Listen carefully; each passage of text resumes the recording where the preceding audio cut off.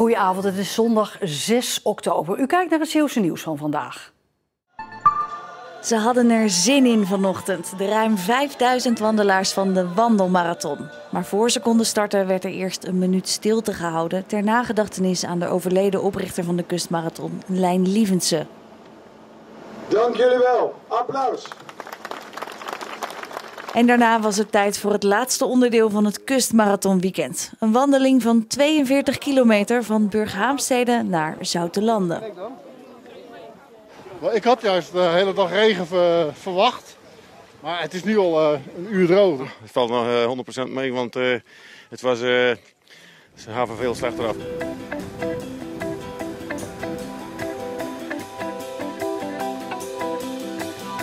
Wake up everyone, how can you sleep at a time like this unless the dreamer is the real you? Prima weer toch?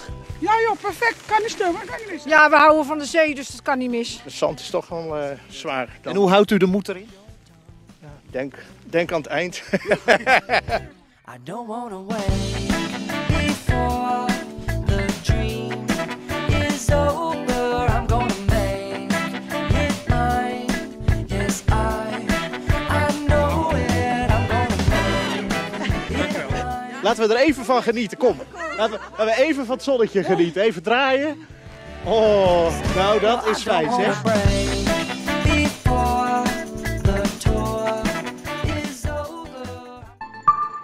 In het centrum van Goes is gisteravond een dode man gevonden. Hoe de man om het leven kwam is niet bekend. Een 25-jarige man uit Goes is later op de avond aangehouden en meegenomen voor verhoor. De politie onderzoekt of deze persoon betrokken is geweest bij de dood van de man. Volgens getuigen zou het slachtoffer eerder op de dag betrokken zijn geweest bij een ruzie. Een vrouw zou hebben geprobeerd de twee vechtende mannen uit elkaar te houden. De politie is op zoek naar haar. Dat Zeeuwse mosselen enorm populair zijn in België werd vandaag nog maar eens duidelijk in Antwerpen. 400 mensen kwamen af op een recordpoging voor de langste mosseltafel. Dat werd, mede door het slechte weer, niet gehaald. Desondanks waren de Belgen volop aan het genieten. Heel lekker. Wat is er zo lekker aan? Alles. Ik maak soms ook mosselen, maar dit is een betere. Echt heel lekker. Wat is er zo lekker aan? Wat er zo lekker aan is, omdat Zeeuwse mosselen zijn. Ze zijn super. Ze zijn heel lekker. Waar ligt dat aan? Wat is er zo goed aan? Nou, zo waarschijnlijk goed bereid hè. Ja, en een goed gezelschap.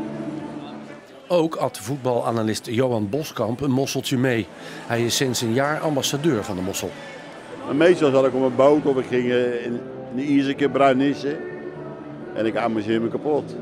Vind je ze lekker? Ik vind ze hartstikke lekker. Ik heb eigenlijk mossel leren eten in België. Want ze komen uit Holland, maar ik geloof dat hier 70% van wat ze eruit halen gaat naar België toe. Of naar Vlaanderen of hoe, weet ik veel waar ze naartoe gaan. Hoeveel pannetjes ga je nog eten? En ik heb er genoeg. Ja? Nou ja, hij schaalt. Heb je genoeg, Jan? Dat is een beetje gek. Ja, maar toch is het zo. Nee, ik heb wel een pan op, dat is meer dan genoeg. Wie langs de Herengracht in Middelburg loopt en even door het hek gluurt, ziet de Zeeuwse boom van het jaar staan. Maar wordt deze beuk ook de Nederlandse boom van het jaar? Wel als het aan Johan Anteunissen ligt. Ja, dat is hem zeker hoor. En hij staat er nog erg vitaal bij voor zijn leeftijd. Want hij is al ruim 150 jaar en hij doet het nog steeds goed. Via boomvanhetjaar.nl kan iedereen stemmen. Elke provincie levert 1 boom en deze Zeeuwse inzending is bijzonder door zijn knobbels. Iedere keer als ik naar kijk, dan denk ik van, jongen, hoe kun je zo groeien? Hij wordt hierdoor de boom met de moeilijke voeten genoemd. En die knobbels, die heeft hij niet voor niets. Want ik denk dat dat gekomen is door een vrij hoge grondwaterstand. Je hebt hiervoor de Herengracht en heel vroeger liep hier achter ook een gracht.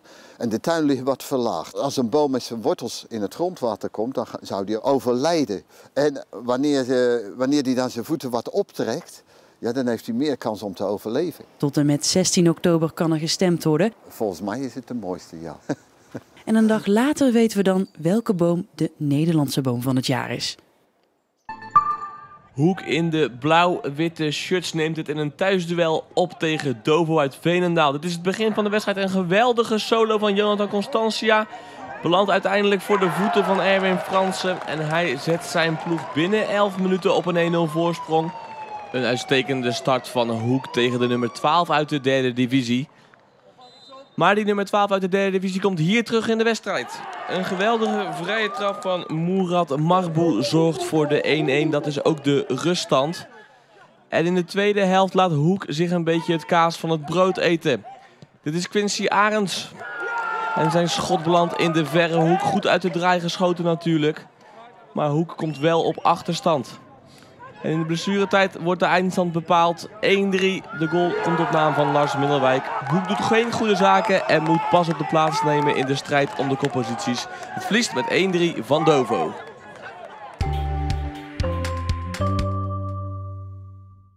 Een herfstachtige dag vandaag met veel bewolking, periode met regen, soms ook een paar losse buien en ook niet al te hoge temperaturen. Maar het wordt langzaamaan wat rustiger. De neerslag trekt vanavond naar het zuiden toe weg en dan wordt het droog. En vannacht hebben we dan vervolgens nog wat bewolking boven de provincie hangen. Daarbij wordt het niet kouder dan zo'n 9 à 10 graden en er waait een wind vanuit oostelijke richtingen meest matig van kracht. Nou, morgen dan een droge dag met een mooie mix van wolkenvelden, maar soms ook wel wat zonneschijn. De temperatuur komt uit op zo'n 14 graden in heel de provincie en daarbij een wind vanuit veelal zuidelijke richtingen. Meest matig van kracht, een windkracht 3 tot aan zee hooguit 4. De dagen daarna draait de wind weer naar het zuidwesten en vanaf dat moment wordt het echt weer van dat wisselvallige herfstachtige weer. Met dagelijks een paar buien of wat regen, maar tussendoor ook wat zon, maar langzaamaan ook wel weer iets hogere temperaturen, zo'n 14 tot 16 graden. Tot zover. En hierna, het begint een traditie te worden, kunt u weer kijken naar Omroep Zeeland Sport. Waarin u door de collega's van de sport wordt bijgepraat, natuurlijk onder meer over de kustmarathon het afgelopen sportweekend. Ik wens u een hele fijne avond.